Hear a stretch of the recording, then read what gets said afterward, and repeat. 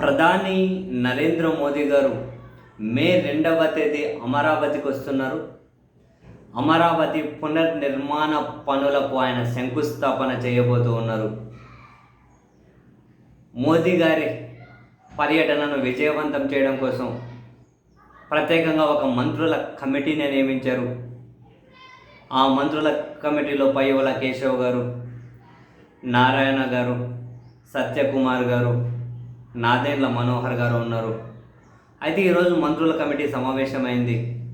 Chief సెక్రటరీతో పాటు ఈ పర్యటనకు నోడల్ అధికారిగా ఉన్న వీరపాండ్యన్ ఐఏఎస్ కూడా, వీళ్ళందరూ సమావేశమై ఈ విధంగా పార్కింగు, ప్రజలను రప్పించడం, ఏర్పాట్లు, ప్రధాని గారు ఏ టైంకి వస్తారు, ఏ టైంకి వెళ్తారు, ఈ అన్ని వివరాలను కూడా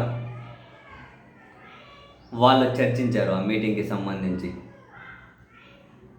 5 లక్షల మందిని అమరావతికి రప్పించాలి ఈ బహిరంగ సమావేశం కోసం అని చెప్పి అయితే అంచనా ఉన్నారు.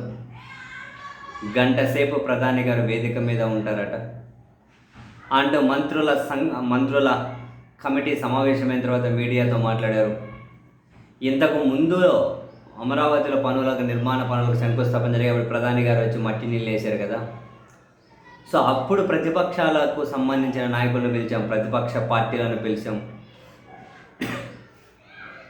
ఇప్పుడు కూడా ప్రతిపక్షాలను పిలుస్తాము అని చెప్పి మంత్రులు చెప్పారు.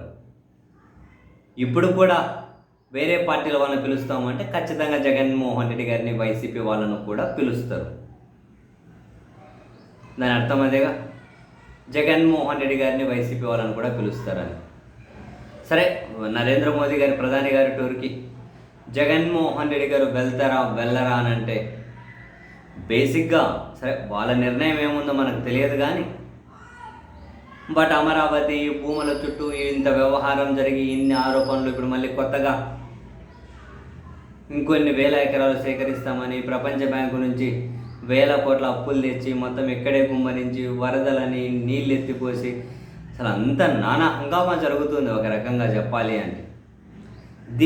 దీనిలో చాలా విషయాలను వ్యతిరేకిస్తూ వస్తున్నటువంటి వైసీపీ మరి మోదీ గారి అమరావతి పునర్నిర్మాణ పనులకు హాజరవుతారా, ఆ సభకు హాజరవుతారా అంటే